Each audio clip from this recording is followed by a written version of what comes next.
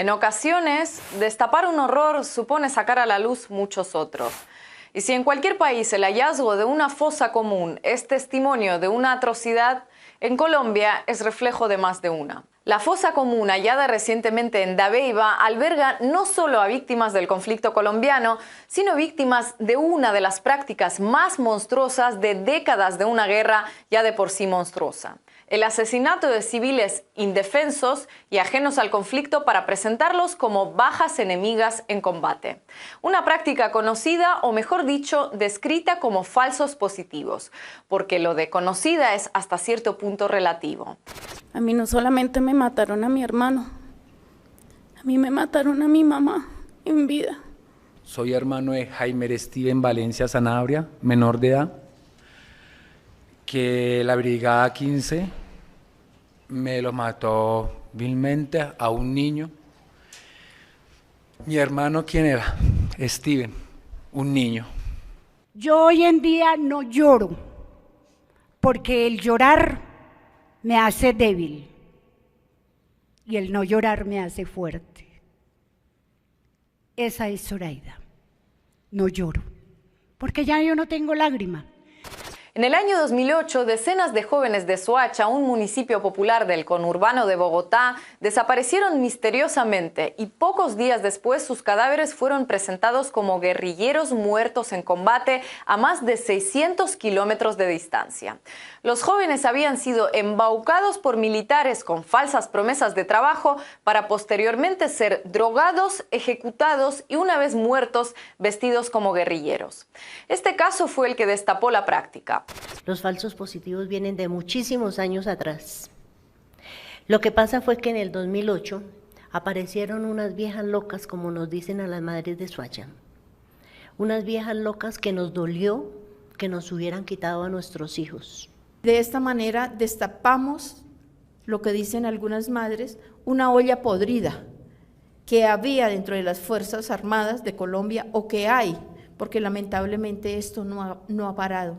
Una práctica que, no por cruel e irracional, carece de explicación. Por un lado, las presiones de los altos mandos militares para que sus subalternos obtuvieran resultados en su enfrentamiento con las guerrillas demandaba la presentación de cadáveres lo más a menudo posible. Por otro, las reticencias de algunas unidades para enfrentar a una guerrilla bien armada y mejor conocedora de la zona hacían que algunos prefirieran matar civiles y después disfrazarlos porque era más fácil. Y por último, las recompensas para quien presentara guerrilleros dados de baja: medallas, ascensos, permisos, bonos en metálico, hasta vacaciones. No es casual que, aunque se registran casos desde 1988, fuera durante el gobierno de Álvaro Uribe entre 2002 y 2010 que los casos crecieron exponencialmente, justo cuando se crearon leyes específicas para premiar las bajas infligidas a la guerrilla. Una vez que se abandonó la política de recompensas, hacia el final de su mandato disminuyeron abruptamente. Por cierto, durante 3 de los años del auge de los falsos positivos, el ministro de Defensa era Juan Manuel Santos, más tarde presidente y Premio Nobel de la Paz. El modus operandi de los falsos positivos era tan premeditado que, después de haber captado a las que serían sus víctimas, los militares les pedían que escribieran algo para de esa forma determinar si eran zurdos o diestros y así saber en qué mano colocarles el arma una vez abatidos. Siempre era la misma rutina, estábamos saliendo entre las 10 a media de la noche. Ajá. Y las ejecuciones siempre se hacían en la madrugada, entre las 4:30 y 5:30. Para que la hipótesis del enfrentamiento fuera más verosímil, al momento de ejecutarlos los llevaban al campo y les pedían que corrieran en una dirección y luego regresaran al punto de partida. Cuando se daban la vuelta para volver, los acribillaban para que las balas les dieran de frente. Dispararon a la vegetación como para que si pasaban revista a los investigadores de que sí había sido contacto, pero en realidad no hubo ningún contacto. Ese era el teatro. Según los testimonios de sus verdugos, los asesinados en ningún momento sospechaban nada y se prestaban a todo voluntariamente, creyendo que todo era parte de las pruebas a las que eran sometidos para su nuevo trabajo. Pero entre tanta meticulosidad de los organizadores, la falta de cuidado en otros detalles revela el nivel de impunidad con el que operaban. Botas recién compradas o puestas del revés en los cadáveres, agujeros de bala en las camisas pero no en las ropas de camuflaje que les calzaban encima una vez asesinados, entre otros descuidos. Los autores de los falsos positivos sabían que en el fondo nadie iba a revisar con cuidado esos detalles, tratándose de víctimas pobres o campesinas, porque algo fundamental y que no se suele mencionar es cómo el abandono social del Estado colombiano también propició los falsos positivos. Como imaginarán, las víctimas de esta práctica nunca eran ciudadanos de clase media o alta captados en universidades privadas, sino personas de pocos recursos económicos en entornos donde su desaparición sería considerada prácticamente algo normal por las instituciones. Una especie de limpieza social encubierta, estimulada y financiada por el Estado. Es una zozobra diaria y donde lamentablemente tenemos que decir que ningún servidor público nos quiso recibir las denuncias. En el caso de mi hijo era, déjelo, debe estar con la novia en Girardot y usted aquí chillando por él. Sí es difícil imaginar qué tiene que pasar por la mente de alguien para matar a civiles indefensos, sabiendo perfectamente que son civiles indefensos, solo para cobrar una recompensa o tener unos días extra de vacaciones. Es casi imposible concebir cómo algo así llegó a convertirse en una práctica habitual. La vida de un ser humano para ellos no valía nada. Para ellos tener un permiso, para ellos tener medallas, para ellos tener que ver a sus familias, tenían que matar a un ser humano. La imagen que yo tenía del ejército colombiano para mí era bastante grande. Eran mis héroes, eran mis héroes. En este momento me da tristeza, siento dolor de patria por el ejército colombiano. Los falsos positivos, según diversas fuentes, se cobraron la vida de entre al menos 2.000 personas y hasta 10.000. Números comparables a los de toda la dictadura de Pinochet. Números que no dan de ninguna manera para hablar de casos aislados o manzanas podridas en el ejército, sino de una práctica sistemática imposible de explicar sin la complicidad o vista gorda de altas autoridades. Estos jueces penales militares o son cómplices, me perdonan la expresión, o son unos brutos. Pero debieron haberse dado cuenta que algo estaba pasando. Los asesinatos de nuestros hermanos, esposos, hijos, hacían parte de una política de Estado criminal que era general y era sistemática. O sea, no, vuelvo y reitero, no eran casos aislados. Por eso, para muchos, la revelación y estudio de este tipo de crímenes son el verdadero motivo de la oposición de varios sectores a la firma de la paz de 2016, porque una de las partes del acuerdo incluye la conformación de una jurisdicción especial para la paz que se encarga de investigar los crímenes más atroces de todos los actores armados, guerrilla, paramilitares, pero también ejército. La fosa de Dabeiba, la que volvió a traer los falsos positivos a los titulares, no se descubrió de casualidad. Fue el testimonio de un militar investigado lo que lo hizo posible. Y cada testimonio, cada investigación es como una nueva fosa que se abre, porque los brutales crímenes de la guerrilla, que también aborda la Jurisdicción Especial para la Paz, han sido aireados mediáticamente y judicialmente durante años, pero no así los de los otros protagonistas del conflicto, ni en la misma cantidad, ni en la misma profundidad, a pesar de que los triplicaban en número. Saldrán a la luz nuevos casos de falsos positivos, con nombres y apellidos, y víctimas y victimarios, de alianzas entre paramilitares y fuerzas armadas iguales o peores que la masacre de San José de Apartadó en 2005, cuando asesinaron y descuartizaron a 8 civiles de una comunidad campesina, entre ellas un niño de 11 años, una de 5 y uno a punto de cumplir 2, para que al crecer no se convirtieran en guerrilleros. Pero como dijo proféticamente un antiguo líder paramilitar en 2009, el Estado dice que quiere conocer la verdad, pero ¿para qué? Si no pueden aguantarla. Algunos no están preparados para la verdad porque no pueden soportarla. Otros porque no quieren pagar por ella. Pero ya no puede seguir tapada por más tiempo. Habitualmente el mensaje al final de los videos lo suelo dar yo, pero en este caso, ante la cantidad y la emotividad de los mensajes de los familiares de las víctimas de falsos positivos, decidimos que este tiempo extra fuera para ellos, porque han estado mucho tiempo sin ser escuchados y todavía tienen mucho que decir. En la muerte de mi hermano, mis hermanos se abrieron por completamente, dijeron, no, Cecilia, usted no se meta con el ejército. El ejército es algo supremamente grande para que usted se vaya a meter con ellos. Usted tiene colita todavía, Cecilia. El ejército viene y la mata a usted, y cuando la mate a usted nos va a matar a todos. Cuando uno de los militares decía, nos dijeron que les quitáramos los documentos, que los indocumentáramos. Así iba a ser más difícil que los encontraran. Realmente eso para mí fue cruel. Que un coronel del ejército no pensara en las familias, porque realmente fueron 6 meses donde sufrí mucho, dejé a mis hijos solos, eran unos niños, por buscarlo. Me duele más porque mi hermano desde que empezó a estudiar entró a un colegio militar, Mariscal Sucre. Hizo toda su primaria ahí porque mi mamá lo entró a ese colegio, porque le decían su soldadito de chocolate. Yo lloro, llevo 20 años llorando. Yo dije, voy, acá en la G no voy a llorar, porque es que he llorado mucho.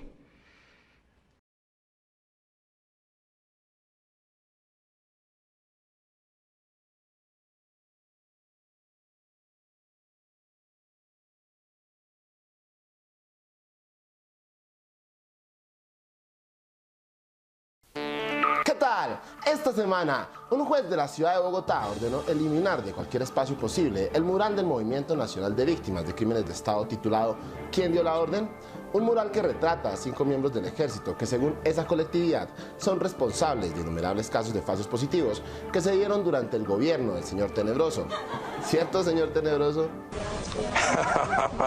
Vas a preguntar eso, hombre. Joven, ¿no tenés otra pregunta, joven? Acuérdate que yo para ciertos temas soy muy malo para ser entrevistado.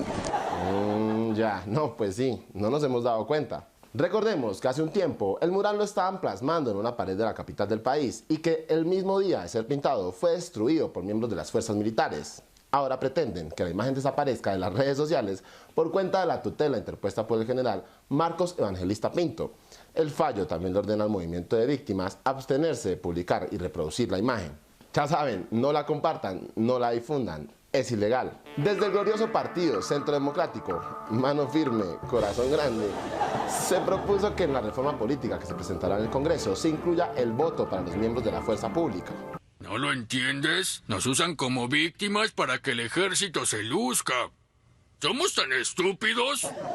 ¿Ustedes se imaginan a los militares votando? La felicito por esta medalla que el Gaula le otorga en el día de hoy. Sé que son capos para él.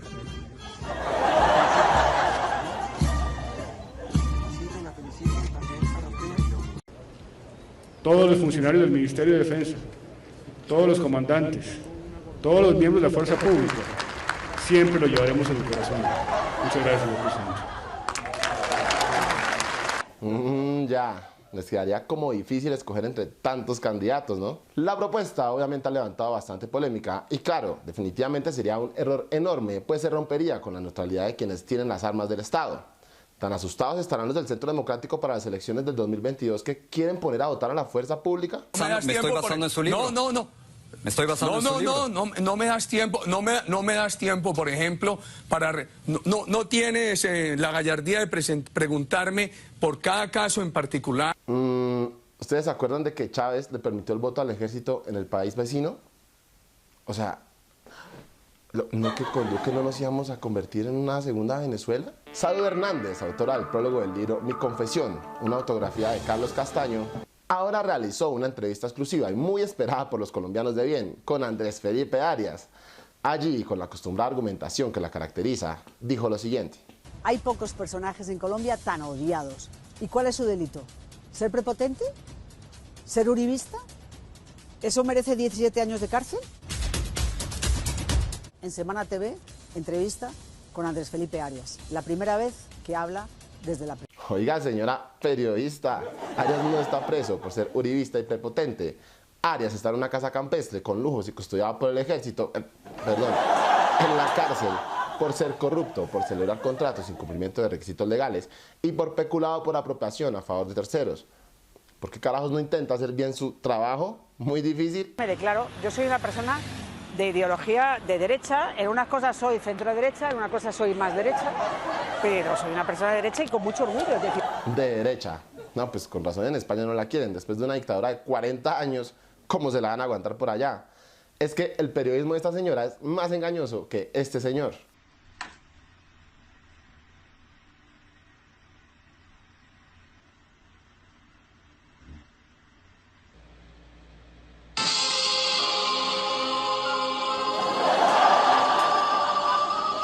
Claudia López le sube 100 pesos más a Transmilenio. Todo esto a pesar de las promesas en campaña de nuestra querida alcaldesa.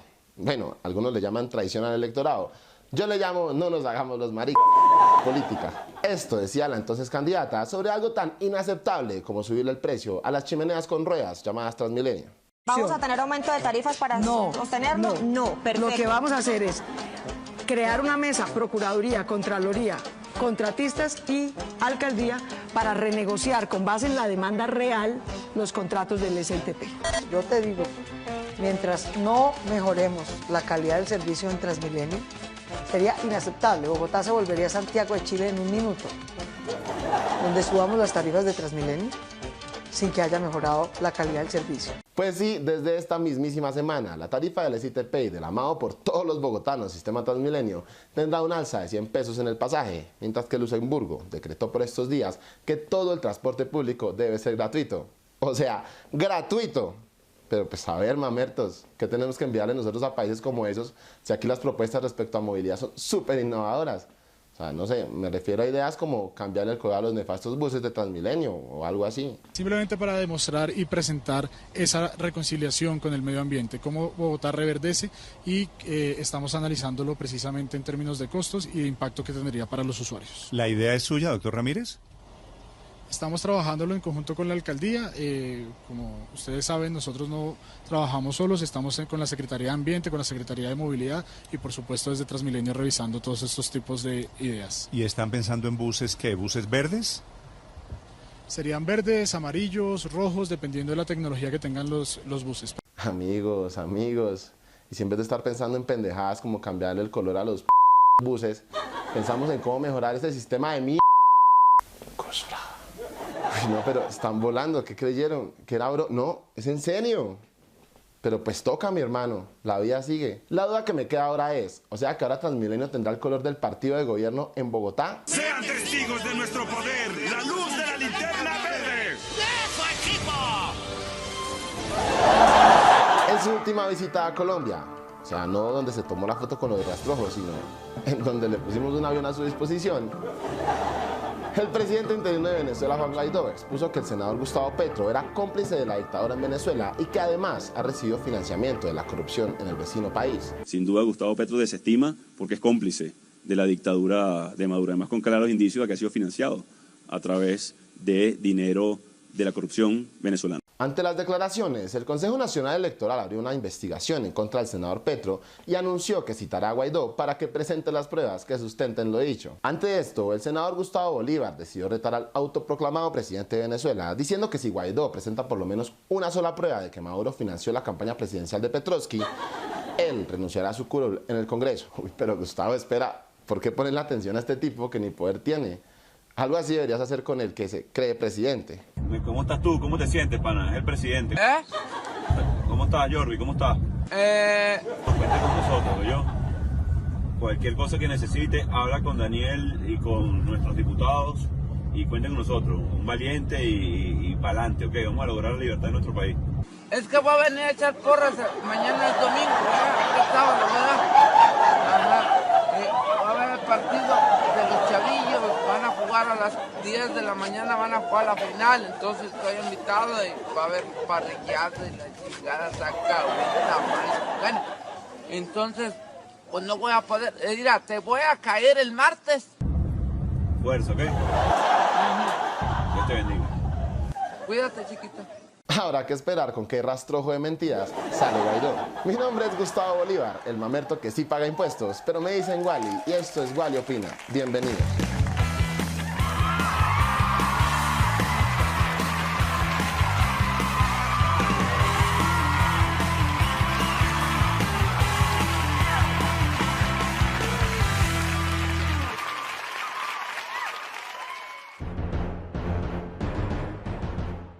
Colombia, el país en el que todos los días algo nos saca la piedra y ni siquiera siendo bebés se nos quita la amargura.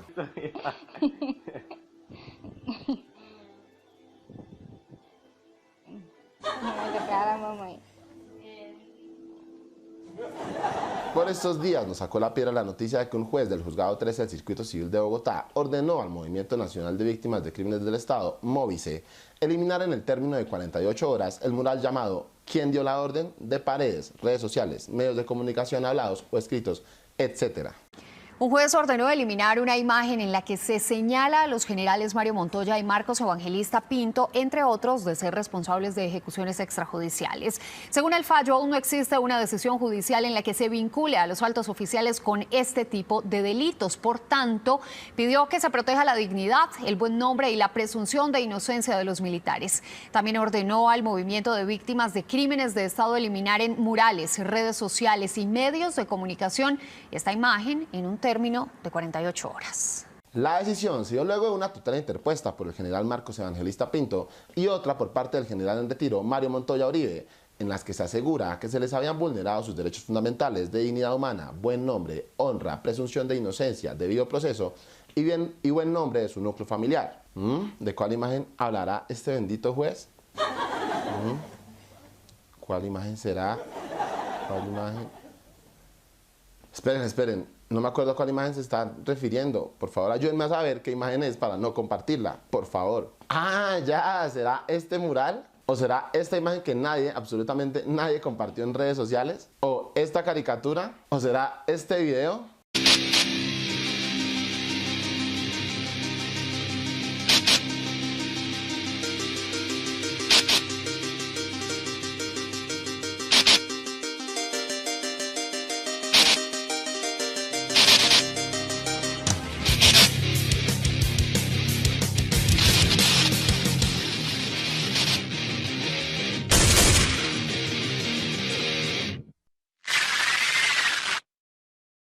Este juez no es claro, o sea, deberían decir las vainas bien. No vamos a compartir ni a tener jamás en la memoria esta imagen. ¿Cómo se les ocurre? En todo caso, tanto la decisión del juez como las demandas de Marcos Evangelista Pinto y de Mario Montoya no se dieron cuenta que no hay como la censura para lograr que un mensaje que se quiere prohibir se multiplique. Es que esta decisión, aparte de absurda, desconoce tres cuestiones fundamentales. Primero, es verdad que entre 2000 y 2010 se han documentado en Colombia alrededor de 5.673 ejecuciones extrajudiciales, mal llamados falsos positivos, y con los que faltan se cree que pueden ser más de 10.000. Segundo, es verdad que los militares que aparecen en el mural eran los altos mandos de la época. Tercero, es verdad que bajo su comandancia ocurrieron estos hechos, los cuales están respaldados en expedientes judiciales. De hecho, ninguna de estas verdades atenta contra el buen nombre, la honra o ningún derecho fundamental del general Pinto, del general Montoya, ni de Nicasio Martínez, ni de Juan Carlos Barrera, ni de Adolfo León Hernández. Es más, este tipo de decisiones lo que sí producen es desconocer el derecho de las víctimas y de todos los colombianos a conocer la verdad y de preguntar quiénes fueron los responsables de estos crímenes de lesa humanidad. ¿Censura? ¿Dónde? Disculpen mi risa editorial, pero... Señoras y señores, acaba de haber un cambio de administración en la estación. Bienvenidos, movimentarios. Sigan mejorando nuestras vidas. Lo más patético de este caso es que el juez le ordena al MOVICE retirar todas estas imágenes, desconociendo el hecho no solo de que la organización no tiene ningún control sobre lo que hacemos los ciudadanos en nuestras redes sociales, sino además, lo que desconoce el juez es que fue culpa de los mismos militares que esta imagen se volviera tan viral. Pues sí, ya que el pasado 18 de octubre de 2019, integrantes del Ejército Nacional de Colombia, en medio de un operativo desproporcionado con más de 20 hombres armados, intimidaron a 4 jóvenes artistas mientras trabajaban con sus aerosoles y rodillos, haciendo este mural en donde aparecen 5 altos mandos militares, 3 de ellos activos, bajo cuyas comandancias se presentaron estos casos. Un pelotón armado del ejército fue designado para custodiar esta pared blanca en la calle 80 con carrera 30 diagonal a la Escuela Militar de Cadetes José María Córdoba de Bogotá. Debajo de la pintura blanca, un grupo de jóvenes de 11 organizaciones sociales dibujaron los generales investigados por los denominados falsos positivos como parte de una campaña para hacer visible crímenes de Estado que están siendo documentados ante la Jurisdicción Especial de Paz. Subieron aquí con una cuerda que ataron en la parte de arriba y empezaron a subir y a pintar. Incluso tenían unas brochas gigantes con las que pintaban de blanco. Y tenían todo esto absolutamente más o menos como unos 20, 30 de la PM. El mural, que estaba casi terminado por los jóvenes, tenía el número de los casos de falsos positivos que se han presentado en Colombia y abajo los rostros de los altos oficiales del ejército con el número de casos supuestamente atribuidos a esos generales. Pero bueno, ustedes preguntarán, pero Wally, pedazo de bizcochito de tienda, ¿quiénes son exactamente esos militares que aparecen en el mural y qué responsabilidades tienen? Y yo les contestaré que buen nombre no es que tengan mucho, y ya verán por qué. Juan Carlos Barrera es un coronel retirado del ejército que para la época de los 2000 se desempeñaba como comandante del batallón de artillería número 4 en Antioquia. De hecho, el coronel Barrera se presentó ante la JEP en el 2018 y en su expediente consta que debe responder en calidad de coautor por omisión de 97 homicidios en persona protegida y 39 desapariciones forzadas. Además de declarar su presunta responsabilidad en 7 secuestros, 4 detenciones ilegales, 30 delitos de tortura en persona protegida, desplazamiento forzado de población civil, concierto para delinquir y atentados a la subsistencia y devastación. ¿Cómo sería cuestionable su labor en el ejército, que fue retirado del mismo en el 2008 por el mismísimo Uribe? Por primera vez, ante la Sala de Definición de Situaciones Jurídicas de la Jurisdicción Especial para la Paz, se develaron los hechos que reposan en contra del coronel Juan Carlos Barrera, quien para la época se desempeñaba como comandante del batallón de artillería número 4 en Antioquia. Según el expediente, el uniformado sería responsable en calidad de coautor por omisión de 97 homicidios en persona protegida y 39 desapariciones. Entonces, no podemos preguntar, ¿quién dio la orden? Igualmente, Adolfo León Hernández, actualmente en servicio, está al frente del Comando de Transformación del Ejército. Es señalado que durante su comandancia entre 2007 y 2009 ocurrieron 23 casos de ejecuciones extrajudiciales que involucran 39 víctimas en el Batallón de Artillería número 2, La Popa, con jurisdicción en el departamento de Cesar. También se encuentra Nicasio de Jesús Martínez, quien el año pasado recibió la máxima distinción del Ejército, es decir, ser un general de 4 soles en medio de muy serios señalamientos. Primero, se encuentra investigado por su responsabilidad en 5 ejecuciones extrajudiciales. También por cuenta de la famosa publicación del New York Times en la que hacía referencia a una polémica directriz sobre el aumento de resultados operacionales de las unidades militares en cuanto a bajas incautaciones y capturas. Martínez estuvo en el ojo del huracán, ya que fueron este mismo tipo de directrices las que propiciaron los falsos positivos. Pero este señor no hizo ni caso. ¿Sí entendieron? Ni caso. No. Sí, pues evidentemente no hizo ni caso porque algún tiempo después de este escándalo, en vez de corregir las directrices del ejército, los escándalos en la inteligencia militar, Nicasio Martínez fue mencionado por el entonces jefe de contrainteligencia, el general Eduardo Quirós, de ser partícipe de ofertas millonarias para delatar a quienes estaban filtrando estas informaciones a los medios de comunicación. Igualmente, no sabemos aún hoy su responsabilidad en el bombardeo a los niños en Caquetá, ni de la directriz que hizo para cuando los militares se fueron a presentar ante cualquier instancia al Sistema Integral de Verdad, Justicia y Reparación.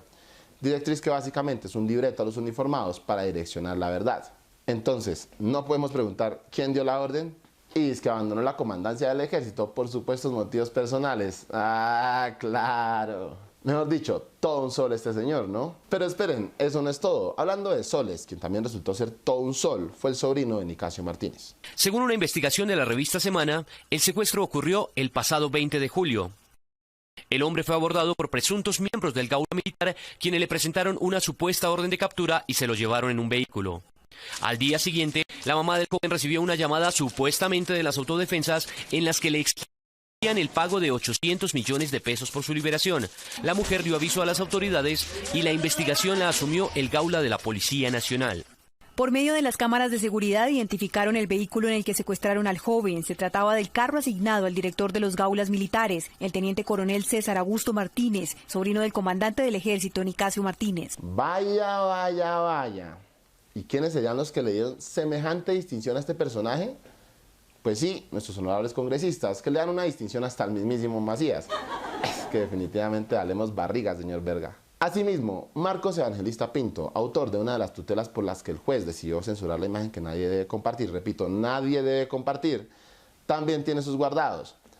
En enero de 2019, la JEP recibió un informe en el que se vincula al general Pinto en las ejecuciones extrajudiciales cometidas por 2 batallones que estaban bajo su mando entre 2006 y 2009. En ese expediente se señala que Pinto tendría responsabilidad sobre 45 ejecuciones extrajudiciales, 23 en el batallón Atanasio Girardot y 18 en el batallón Magdalena, que estaban bajo su mando para la época. Por esa razón, el señor Pinto está bajo investigación por la Oficina de Paz y Derechos Humanos de la Alcaldía de Neiva.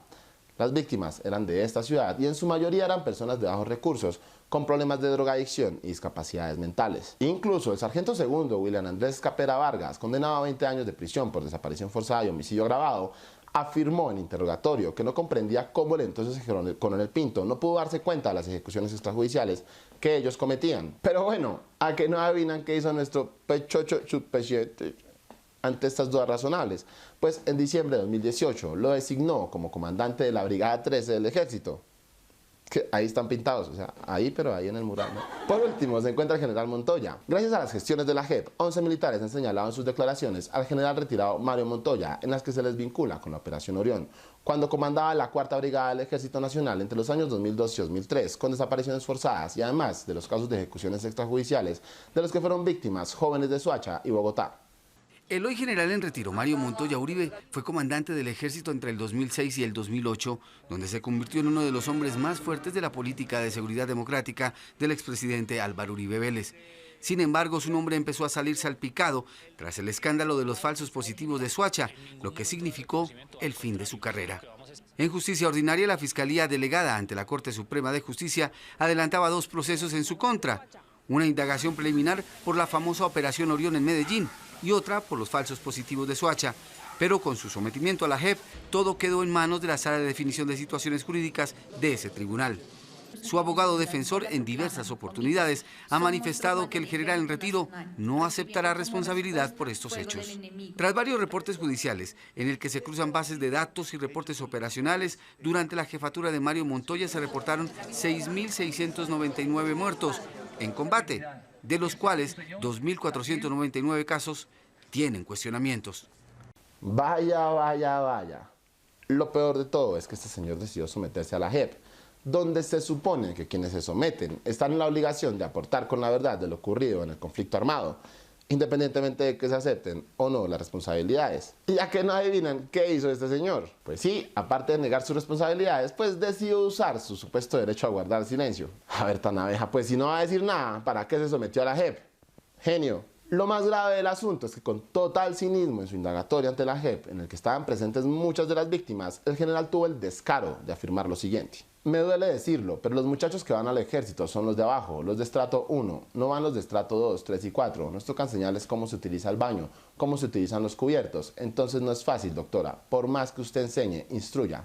Para que eso no se repita, se debe mejorar la calidad humana, que el servicio sea obligatorio para todos.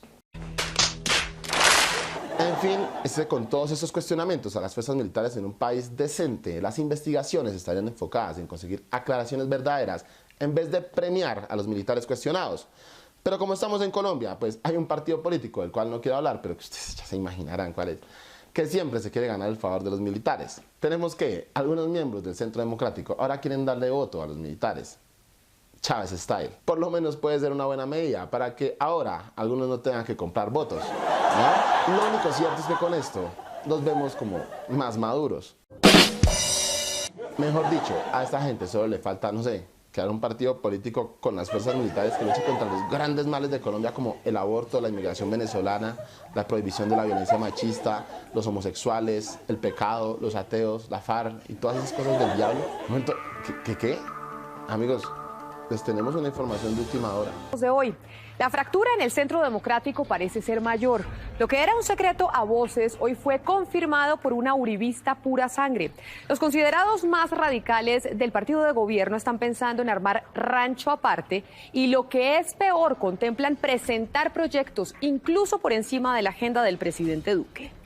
En el partido vemos quienes consideramos que debemos generar un movimiento al interior del partido que vuelva y recoja los principios y banderas.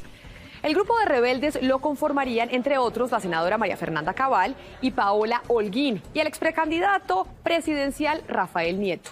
No se descarta que esto termine en la creación de un nuevo movimiento.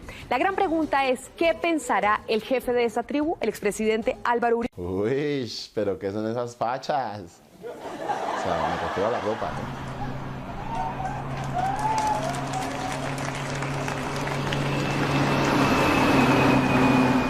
Para terminar, en esta sección ¿de qué me hablas, viejo? ¿De qué me hablas, viejo? La Comisión de Acusación de la Cámara de Representantes decidió abrir 2 investigaciones en contra del subpresidente Iván Duque por las declaraciones de Aida Merlano desde Venezuela. El Congreso de Colombia investigará si el presidente Iván Duque compró votos para su campaña. Esta y otras noticias en breve. El proceso fue abierto por un representante de la Cámara, quien considera que Duque habría incurrido en comportamientos de coerción a sufragantes, todo basado en las declaraciones de la excongresista Aida Merlano, que también se tuvieron en cuenta por la Fiscalía. Las investigaciones se originan por las denuncias de los representantes de la oposición, David Racero y Fabián Díaz. ¿Será que las investigaciones llegarán a algún Pereira? ¿Por qué, hermano? No creo, doctor Saúl. No creo, hombre. No creo. No, yo tampoco creo, doctor Saúl. Por otra parte, ¿recuerdan la intervención de Duque en la Organización de las Naciones Unidas? Un héroe.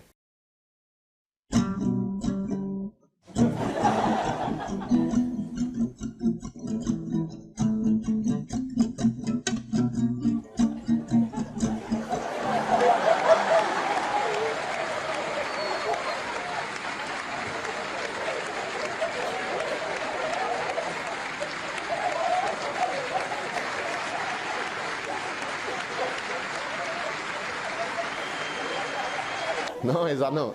Esta, cuando quería intervenir contra la soberanía de Venezuela. Este es un reto global. El fin de la dictadura, el retorno a la democracia y la plena libertad es el único camino posible. Por eso la comunidad internacional debe pedir de inmediato la libertad de los presos políticos e identificar rápidamente las mejores soluciones a esta crisis y evitar que esta desolación y desesperanza se sigan incrementando.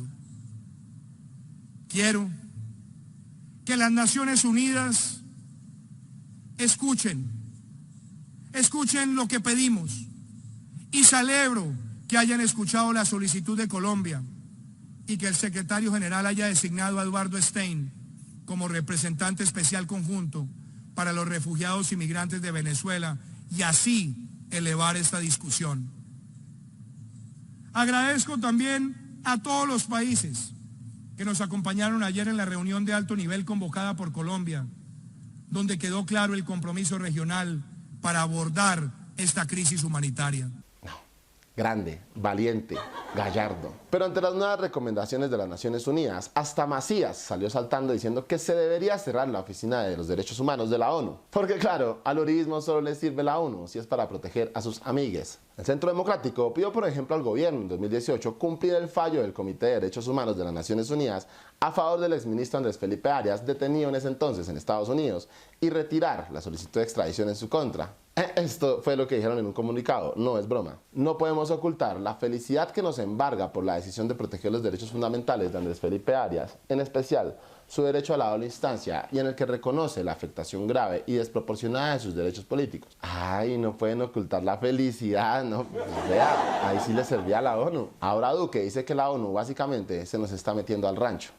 Respetando el carácter multilateral que tiene la organización, me parece también que es una intromisión en la soberanía de un país cuando se dice que la policía debe pasar al Ministerio del Interior.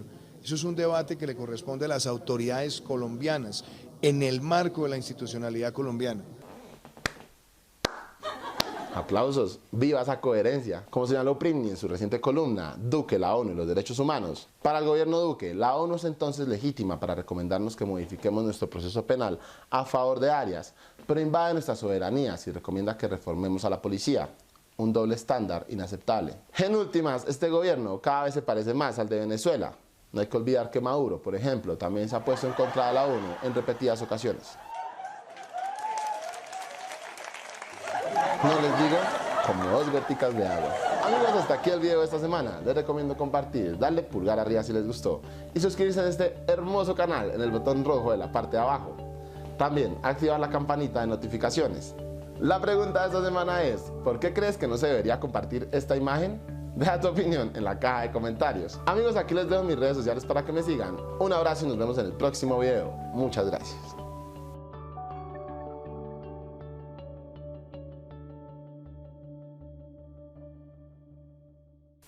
Vale Opina tiene Patreon. Si quieres contribuir con el canal, puedes hacer clic en este enlace.